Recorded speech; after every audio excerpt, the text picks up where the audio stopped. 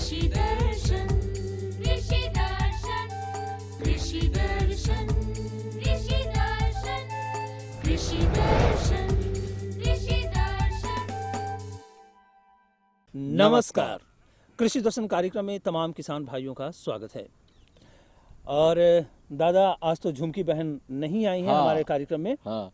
तो आज हमारे साथ किसान भाइयों, दादा शुरू से ही जुड़े हुए हैं इस कार्यक्रम में।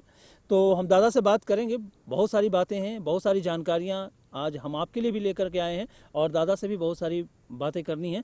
लेकिन उसके पहले हम बातें करें, आइए देखते हैं कृषि समाचार। नमस्कार, कृषि समाचार में आपका स्वागत है। मैं हूं पूनम। आइए देखते हैं आज कृषि समाचार में क्या है खास। सूकर पालन की तरक्की के लिए चलाई जा रही है सूकर विकास योजना। Doctor PC. शर्मा ने देश में कोल्ड स्टोरेज की संख्या बढ़ाने पर जोर दिया। सब्जी फसलों को लाही कीट से बचाने के लिए करें नीम निर्मित कीटनाशी का उपयोग। अब समाचार विस्तार से। पशुपालन विभाग झारखंड सरकार की ओर से राज्य में सूकर पालन के विकास के लिए सूकर विकास योजना चलाई जा रही है। इस योजना के तहत पशुपालकों को एक सूकर इकाई स्थापित करने के लिए 2 नर सूकर और टी.एन.डी. नस्ल की 4 मादा सूकरी प्रदान की जाती है। इसकी योजना लागत 27,500 रुपए है, जिसमें 50% अनुदान सरकार द्वारा उपलब्ध कराया जाता है और शेष 50% यानी 13,750 रुपए लाभुक को स्वयं वहन करना होता है। बीते दिनों रांची में स्टेट कंसल्टेशन ऑन इनोवेशन विषय पर आयोजित 2 दिवसीय कार्यशाला में division of horticulture crops and processing Abohar Punjab के प्रमुख डॉक्टर पी.सी. शर्मा ने कहा कि देश भर में कुल हॉर्टिकल्चर उत्पादन का 10% भी हम कोल्ड स्टोरेज में नहीं रख पाते हैं। उन्होंने बताया कि देश में 261 मिलियन टन सब्जी, फल, मसाले और अन्य फसलों का उत्पादन हो रहा है, जबकि पूरे देश में 5,381 कोल्ड स्टोरेज ही हैं, जहां 24.45 मिलियन टन फल और सब्जी रखे जा रहे हैं। इसे बढ़ाने की जरूरत है। इस मौसम में सरसों और सेम के अलावे तमाम सब्जी फसलों में लगने वाले लाही कीट के रोकथाम के लिए किसान नीम निर्मित कीटनाशी या रासायनिक दवा इमीडाक्लोप्रिड का इस्तेमाल कर सकते हैं। इस मौसम में सब्जी फसलों में लगने वाले लाही कीट के रोकथाम के लिए नीम से बनी कीटनाशी दवाइयाँ या रासायनिक कीटनाशक की मात्रा कितनी होगी, इस संबंध में हमारे कृषि विशेषज्ञ की राय है। किसान भाई, अभी लाही का प्रकोप हर जगह है, खास करके सब्जियों में भी लाही का प्रकोप देखा जा रहा है। सरसों में है, सीम में है, तो खाने वाले जितने भी सब्जियों में है, लाही के प्रकोप से बचने के लिए एक तो नीम से बना हुआ कीटनाशक का प्रयोग करें। बाजार में जो भी नीम से बना दवा मिलता है, 1 लीटर में 5 ml का घोल बना के छिड़काव करें। और दूसरा रासायनिक कीटनाशक में इमीडाक्लोप्रिड दवा 10 लीटर पानी में 7 मिलीलीटर का घोल बना करके छिड़काव करना काफ़ी लाभकारी होता है। किसान भाई, अगर आप जनवरी-फरवरी में वसंतकालीन मिर्च की खेती करने जा रहे हैं तो इस फसल से बेहतर उपज पाने के लिए मसाला के लिए अनुशंसित प्रभेद आंध्र ज्योति, पूसा सदाबहार, NP 46A, पूसा ज्वाला या KA2 तथा सब्जी के लिए California wonder, yellow wonder, Chinese joint या भारत लगाएं। जो किसान बसंतकालीन मिर्च की खेती करना चाहते हैं, वो बुआई के लिए 1 किलो बीज प्रति हेक्टेयर की दर से उपयोग करें। बुआई में कतारों के बीच 50 सेंटीमीटर और पौधों के बीच 50 सेंटीमीटर की दूरी रखें। मिर्च के उन्नत प्रभेदों में मसाला के लिए आंध्र ज्योति, पूसा सदाबहार, NP 46A, पूसा ज्वाला या K2 लगाएं और सब्जी वाली किस्मों में California wonder, yellow wonder, Chinese giant या भारत लगाएं। इनकी उपज 80 से 100 क्विंटल प्रति हेक्टेयर है। टेरेस्कोपिक प्रूनर एक ऐसा उपकरण है जिसकी सहायता से किसान आम, लीची जैसे वृक्षों की ऊपरी टहनियों को काटने छाटने का काम कर सकते हैं। इस उपकरण में लंबाई बढ़ाने की भी सुविधा है। इसकी लंबाई 10 से 12 फीट तक बढ़ाई जा सकती है। अब समय हो चला है एक सफल किसान से मिलने का, तो आइए सीधे चलते हैं किसान के पास। आज हमारे साथ एक ऐसे सफल किसान जुड़े हैं जिन्हें खेती के अलावे किसी और काम में सुकून नहीं मिलता। यही वजह है कि ये तमाम बाधाओं का सामना करते हुए अपनी खेती को वो मुकाम दिलवाया जो आज पूरे गांव के किसानों के लिए प्रेरणा स्रोत बन चुका है। अभी मेरा करीबन 2.5 एकड़ में मटर लगा हुआ है और उम्मीद करता हूं कि जितना मेरा मटर लगा हुआ है उसमें लाख से पार का इनकम होगा। और मैं जब उतना इनकम होगा तो अच्छा अपना बच्चा को एजुकेशन दे सकता हूं। और मेरा बच्चा अच्छा इंग्लिश मीडियम ही पढ़ते हैं और पढ़ाई भी करने में जो पैसा खर्च होता है मैं इसी से चलाता हूं, खेती से ही। और बढ़िया घर में रह रहे हैं, खाना पीना बढ़िया चल रहा है। और अब एक नजर राज्य के 5 प्रमुख शहरों के मौसम के मिजाज पर। आज राज्य के 5 प्रमुख नगरों के अधिकतम और न्यूनतम तापमान कुछ इस प्रकार दर्ज किए गए। रांची का अधिकतम तापमान 23 डिग्री सेल्सियस और न्यूनतम 8 डिग्री सेल्सियस रहा। जमशेदपुर का अधिकतम तापमान 26 डिग्री सेल्सियस और न्यूनतम 14 डिग्री सेल्सियस। मेदिनीनगर का अधिकतम तापमान 24 डिग्री सेल्सियस और न्यूनतम 8 डिग्री सेल्सियस। देवघर का अधिकतम तापमान 25 डिग्री सेल्सियस और न्यूनतम 11 डिग्री सेल्सियस। और धनबाद का अधिकतम तापमान 26 डिग्री सेल्सियस और न्यूनतम 13 डिग्री सेल्सियस रहा।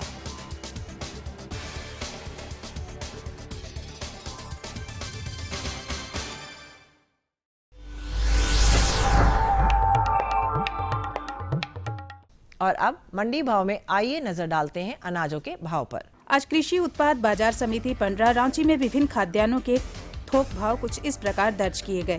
चावल मोटा 2050 रुपए से 2400 रुपए, चावल मध्यम 2500 रुपए से 2800 रुपए, चावल उत्तम 3700 रुपए से 4500 रुपए, गेहूं 1800 रुपए से 2100 रुपए, चना 3700 रुपए से 4100 रुपए, दाल अरहर 5800 रुपए से 6800 रुपए, दाल मसूर 4700 रुपए से 5400 रुपए, दाल चना 4000 रुपए से 4300 रुपए, सरसों तेल 8800 रुपए से 9400 रुपए, चीनी 3300 रुपए से 3400 रुपए, आलू 1200 रुपए से 1400 रुपए और प्याज 1350 रुपए से 1550 रुपए प्रति क्विंटल रहा। कृषि समाचार में आज इतना ही। अगले दिन अगले अंक में फिर मुलाकात होगी कुछ ताज़ा तरीन खबरों के साथ। तब तक के लिए दीजिए इजाजत। नमस्कार, जोहार। अभी आपने कृषि समाचार देखा, अब हम लोग अपने विषय पे बात करेंगे। और दादा, हम लोगों ने कृषि समाचार में बहुत सारी बातों से अपने किसान भाइयों को अवगत कराया। मंडी के भाव के बारे में बतलाया, मौसम का मिजाज कैसा रहेगा वो भी हमने बतलाया, और साथ ही खेती बाड़ी से जो जुड़ी तमाम तरह की जो जानकारियाँ थी वो भी हम अपने किसान भाइयों को उपलब्ध करा दी। लेकिन दादा, यहाँ पर हम लेंगे एक छोटा सा विराम, और इस विराम के बाद हम पुनः किसान भाइयों से मिलेंगे। तब तक किसान भाइयों, आप बने रहिए हमारे साथ। ये लो और बताओ। बस। अरे ये क्या भैया जी, बस इतनी सी रासायनिक खाद? किसानी छोड़ रहे हो क्या? किसानी नहीं, नादानी छोड़ रहे हैं। मिट्टी की जांच कराई है।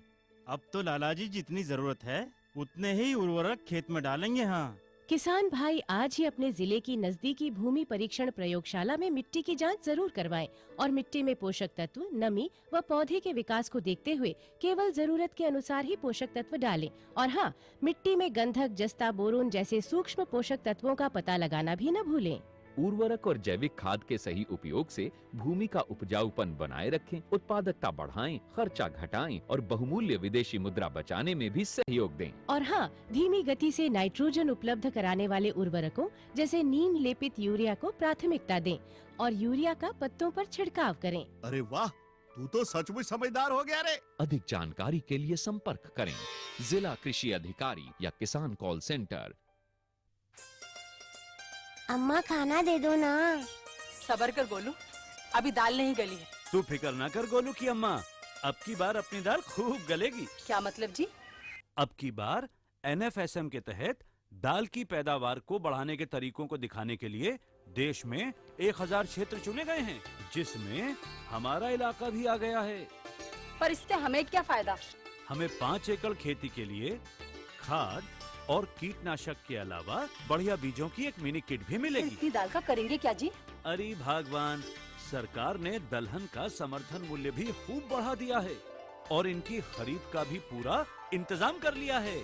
इससे आमदनी बढ़ेगी और फिर हमारा गोलू अच्छे स्कूल में जाकर के कृषि वैज्ञानिक बनेगा। हाँ, खुशबू की फुहार में, स्वाद की बहार में, तरक्की की तानों में, खिलती मुस्कानों में, हरे भरे पौधों में, बड़े बड़े सौदों में, मधुर भिनभिनाहट में, खुशियों की आहट में।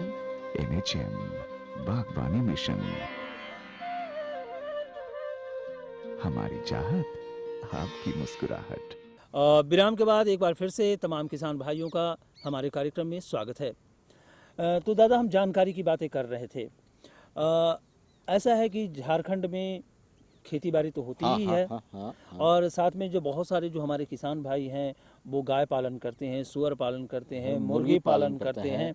तो ये तमाम तरह की जो पालन है, जो पशुपालन है, ये तमाम तरह के जो पशुपालन है वो हमारे किसान भाई करते हैं। लेकिन उनके साथ कई तरह की समस्याएं भी आती रहती हैं। कभी कभी जो जानवर हैं वो बीमार पड़ जाती हैं, मुर्गियां बीमार पड़ जाती हैं, तब उनको समझ में नहीं आती है बात कि हमें क्या करना चाहिए, कैसे उसका उपचार कराना चाहिए। अभी जैसे मौसम चल रहा है, ठंड का मौसम है और मौसम का भी प्रभाव जानवरों पे बहुत पड़ता है। बिल्कुल। तो अभी क्या है कि हम लोग इस पे कैसे देखभाल करेंगे, तो इस बार आज हम लोग क्या सब्जेक्ट लेकर आए हैं? किसान भाइयों के लिए आज हम जो सब्जेक्ट लेकर के आए हैं, जो विषय है वो विषय ये है कि मुर्गी पालन। अच्छा, अगर मुर्गी आप पालन कर रहे हैं और मुर्गियों में अगर किसी प्रकार का रोग लग जाता है तो हम उसका कैसे प्रबंधन करें, तो इसी विषय को आज हम अपने किसान भाइयों को बताना चाहेंगे। और इस संबंध में जानकारी देने के लिए हमारे बीच हमारे जो विशेषज्ञ हैं वो भी मौजूद हैं, और वो विशेषज्ञ हैं डॉक्टर सुशील प्रसाद जी।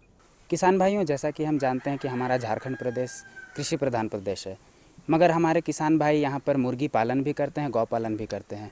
तो आज हमारे साथ डॉक्टर सुशील प्रसाद मौजूद हैं, जो हमें मुर्गी एवं चूजों में होने वाली बीमारी एवं उसके निदान के बारे में बताएंगे। डॉक्टर साहब, सबसे पहले हम ये जानना चाहेंगे कि मुर्गी एवं चूजों में होने वाली प्रमुख कौन कौन सी बीमारी हैं? मुर्गियों में खास तौर से 3 तरह की बीमारियां ज़्यादा होने का समस्या रहती है। वह है पहला कि जो वायरस से होने वाली बीमारी, जिसे हम कहते हैं जो फैलने वाली बीमारी है। दूसरी बीमारी जो बैक्टीरिया से होती है वो उतनी जल्दी फैलती नहीं है, लेकिन वो एक मुर्गी को होने से फिर कुछ मुर्गियों को होने की संभावना रहती है जी।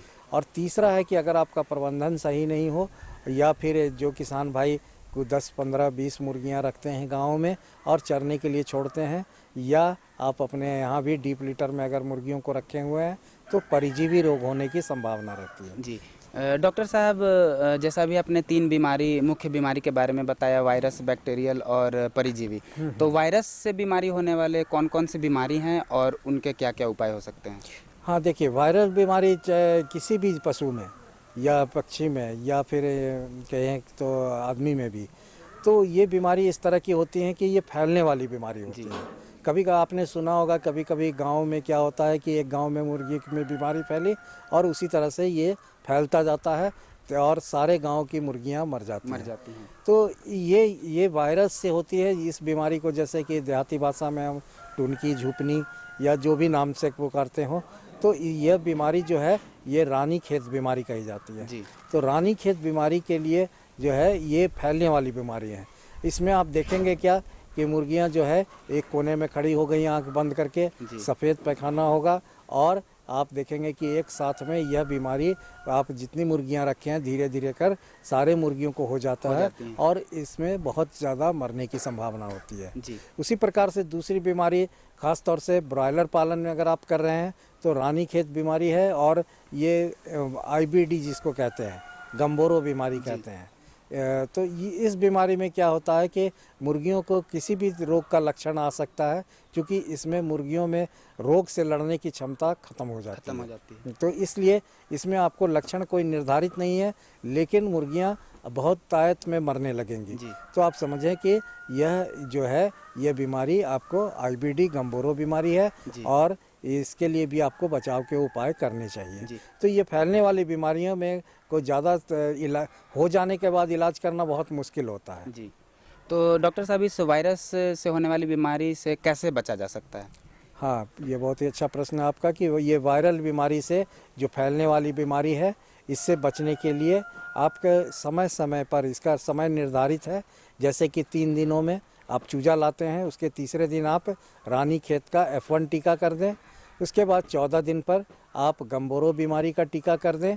और इसके बाद फिर आपको मुर्गियों में होने वाली चेचक के, अगर आप ब्रॉयलर नहीं, अगर अंडा देने वाली मुर्गी रख रहे हैं तो उसे ज़्यादा दिनों तक रखना है, तो उसमें आप फाउल पॉक्स का टीका और रानीखेत का दूसरा टीका जो सुई से देना है उसे देने की ज़रूरत है। पहला जो टीका मैंने बताया कि रानीखेत का F1 टीका और गंबोरो टीका, इसे देने के लिए विधि भी बहुत आसान है। इसे आप 1 ड्रॉप आँख में चूजे को दें, 1 ड्रॉप नाक में दें, तो ये इससे आपका टीकाकरण हो जाता है। तो ये बीमारी जो है, इन 2 बीमारियों से आपका बचाव हो सकता है। लेकिन टीकाकरण में आपको 1-2 बातों की सावधानी रखनी है। पहला चीज़ है कि टीका जब भी लाएं तो थर्मस में लाइए या बर्फ़ में रख के लाइए। दूसरी बात है कि टीकाकरण जब भी आप करें तो या तो सुबह में करिए या फिर शाम में कीजिए। बीच दोपहर में टीकाकरण करने से क्या होता है कि टीका भी खराब होने की संभावना रहती है और मुर्गियों में भी स्ट्रेस ज़्यादा होता है। तो इसका अगर आप सही तरीके से करेंगे तो इससे बचाव किया जा सकता है। डॉक्टर साहब, आपने दूसरे बीमारी का भी नाम बताया था, बैक्टीरियल। हाँ। तो बैक्टीरियल से होने वाली बीमारी कौन कौन से हैं और उससे हम कैसे अपने मुर्गियों को बचा सकते हैं? देखिए, बैक्टीरियल बीमारी ज़्यादातर होता क्या है कि अगर आपके फार्म में रख रखाव सही नहीं है मुर्गियों में, और कुछ मौसम के प्रभाव से भी ये बैक्टीरिया की बीमारी होती है। तो ये बैक्टीरिया वाले बीमारी के लिए आप इसमें एंटीबायोटिक दवा चलाना है, पानी पीने के लिए जो देते हैं, क्योंकि एक मुर्गी के ऊपर दवा तो ड्रॉप से नहीं डाल सकते हैं और खिला भी नहीं सकते हैं। तो इसलिए इसे मुर्गियों में हम दवा जब देते हैं तो उसको पानी में मिला करके आप एंटीबायोटिक दवा पशु चिकित्सक की सलाह से लेकर चलाएं, तो इससे आपका रोकथाम बैक्टीरिया का किया और जा अपने जो मुर्गी के शेड हैं जहाँ पर आपने मुर्गी रखा है उसे साफ सफाई भी करना बहुत ही जरूरी है। बहुत ज़रूरी है कि आप साफ सुथरा रखेंगे तो उतने उसमें बैक्टीरियल बीमारी होने की संभावना बहुत ही कम हो जाती है। डॉक्टर साहब, तीसरी बीमारी आपने बताया परजीवी, हाँ। जो जिसके कारण बहुत भी मुर्गी मरती हैं और हमारे किसान भाइयों को बहुत ही नुकसान हो जाती हैं। तो परजीवी रोग के लिए देखिए, सबसे जो खास करके फार्म के अंदर में परजीवी होने की संभावना है, तो वो लीटर जो हम बिछाते हैं मुर्गियों के रखने के लिए, उसकी साफ़ सफाई पर बहुत निर्भर करता है। अगर आप उसे सूखा रखते हैं, साफ़ किया हुआ है, उसमें समय समय पर अगर आप चूना मिलाते हैं, तो ये परजीवी रोग से निदान पाया जा सकता है। इसमें मुख्य तौर पर आपको कॉक्सीडिया नाम की एक बीमारी होती है जिसे हम कहते हैं खूनी दस्त। तो इससे बचाव करना बहुत ज़रूरी है, अन्यथा बहुत ज़्यादा सारी मुर्गियां आपके इस बीमारी से मर सकती हैं। तो कॉक्सीडिया के लिए आप दवा भी अगर हो गया हो तो उसके लिए बाज़ार में दवा उपलब्ध है, आप उसे पानी में मिला करके 3 दिनों तक दें, तो इससे रोकथाम किया जा सकता है। तो इन बातों का अगर आप ध्यान रखते हैं तो इससे आप तीनों प्रकार के रोगों से निदान पा सकते हैं। किसान भाइयों, आपने देखा कि डॉक्टर साहब ने हमें कितनी अच्छी जानकारियाँ दी और हम आशा करते हैं कि ये सारे जानकारी लेकर पाकर आप बहुत ही लाभान्वित होंगे और ढेर सारे मुनाफे कमाएंगे। डॉक्टर साहब, आप हमारे इस कार्यक्रम में आए, हमारे किसान भाइयों को इतनी अच्छी जानकारियाँ दी, इसके लिए आपका बहुत बहुत शुक्रिया। धन्यवाद। किसान भाइयों, अभी आपने देखा कि कैसे हम मुर्गियों में देखभाल कैसे करेंगे, उसका रख रखाव कैसे करेंगे।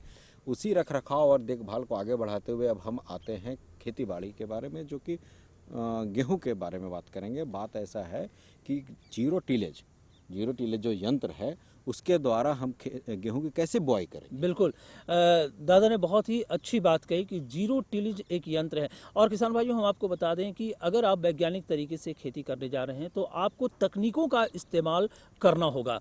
अगर आप तकनीक का इस्तेमाल नहीं करते हैं तो कहीं ना कहीं आप जो वैज्ञानिक पद्धति है उससे दूर रहते हैं।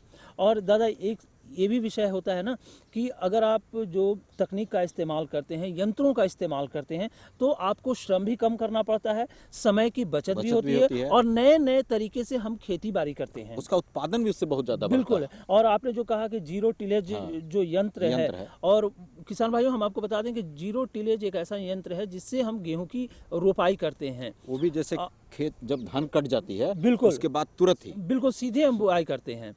तो किसान भाइयों, आइए इसी विषय पर हम जानकारी लेते हैं अपने विशेषज्ञ विनय कुमार जी से। आज हम जानेंगे कि जीरो टिलेज मशीन क्या है और इससे गेहूं की बुआई कैसे करें। इस बारे में जानकारी देने के लिए हमारे साथ मौजूद हैं केवीके पेटरवार के इंजीनियर विनय कुमार जी। किसान लोग जनरली क्या करते हैं, किसान भाई कि गेहूं की बुआई पहले खेत तैयार करते हैं, खेत को जो है हल बैल द्वारा या ट्रैक्टर द्वारा ही तैयार करते हैं।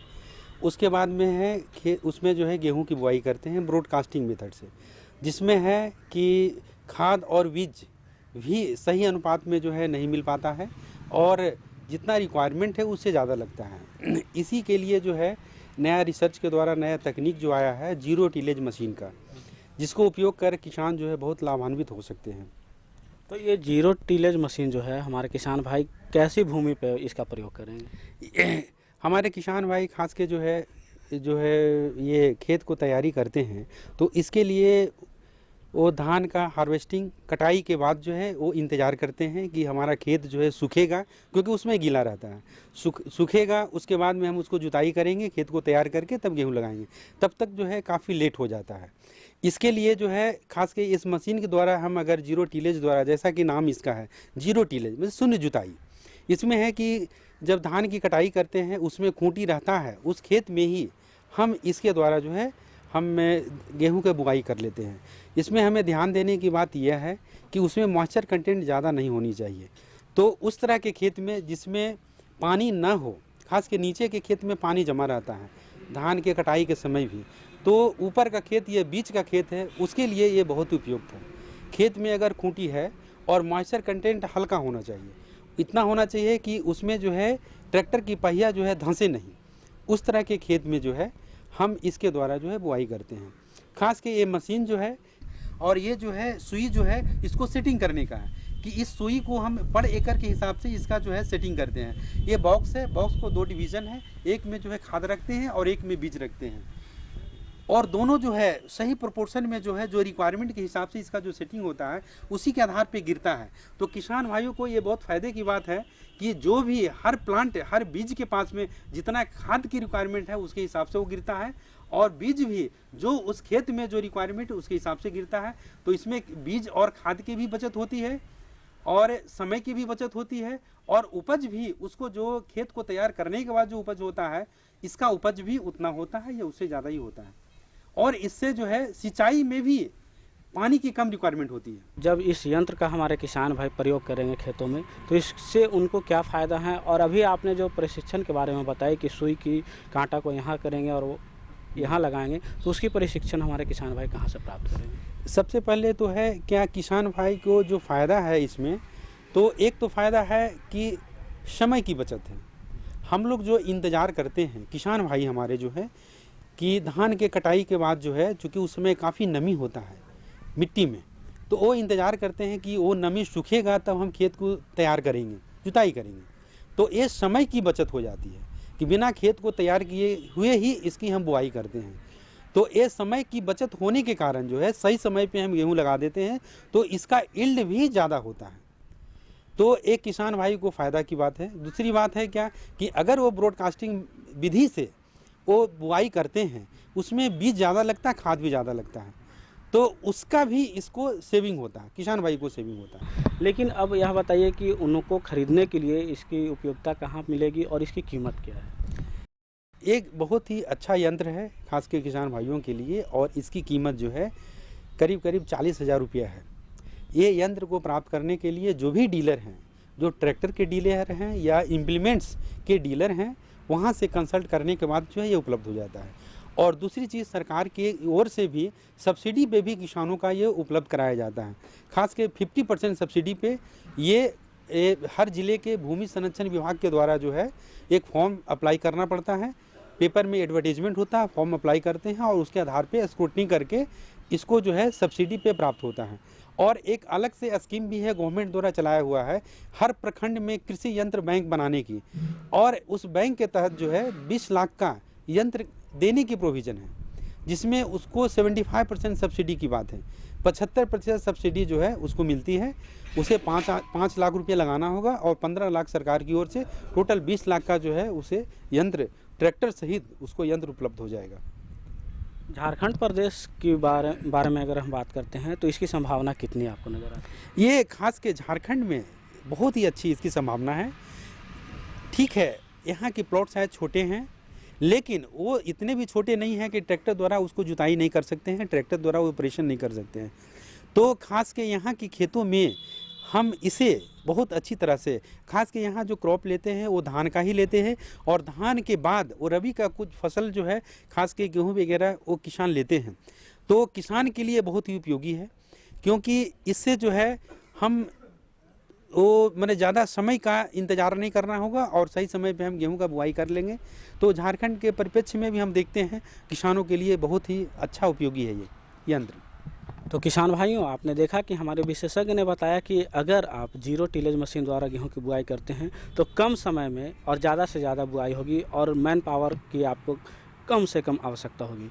तो हाँ, आप हमारे इस कार्यक्रम में आए और इतनी अच्छी जानकारी दी, इसके लिए आपका बहुत बहुत धन्यवाद। धन्यवाद। तो किसान भाइयों, अभी आपने देखा कि जीरो टिलेज के द्वारा कैसे हम गेहूं की बुआई करते हैं। बिल्कुल, और कुछ और जानकारी है दादा हमारे पास, और वो जानकारी हमें प्राप्त हुई है IMD पुणे से, तो वो जानकारी भी हम अपने किसान भाइयों को दिलवा दें। भारतीय मौसम विभाग पुणे से प्राप्त आज का मौसम पूर्वानुमान इस प्रकार है। आसमान साफ रहेगा, हवा उत्तर से पश्चिम की ओर 3 किलोमीटर प्रति घंटा की रफ्तार से चलेगी। आज का अधिकतम तापमान 25 डिग्री सेल्सियस और न्यूनतम 11 डिग्री सेल्सियस रहने की संभावना है। अब मौसम पूर्वानुमान पर आधारित कृषि सलाह। जो किसान अगात आलू की फसल लगाए हैं, वे आलू की फसल के बाद खाली हुए खेतों में प्याज की खेती करें। पहले से बोई गई रबी दलहनी और तेलहनी फसलों में आवश्यकता अनुसार निकाई गुड़ाई का कार्य करें। इस मौसम में पालतू पशुओं को ठंड से बचाने के लिए उनके रहने के जगह के आसपास आग जलाकर स्थान को गर्म रखें। IMD पुणे से भी आपको जानकारी प्राप्त हो गई। अब हम चलेंगे, चलते चलते हम अपना पता बताएंगे। बिल्कुल, ताकि आपका कोई भी सुझाव हो, कोई भी समस्या हो, तो आप हमें खतों के माध्यम से हम तक पहुंचा सके। तो हमारा पता नोट कीजिए। हमारा पता है कार्यक्रम कृषि दर्शन, कृषि प्रकोष्ठ, द्वारा केंद्र निदेशक, दूरदर्शन केंद्र, रातू रोड, रांची। पिन संख्या है 834001। तो किसान भाइयों, इसी के साथ हम सबों को दीजिए इजाजत। नमस्कार।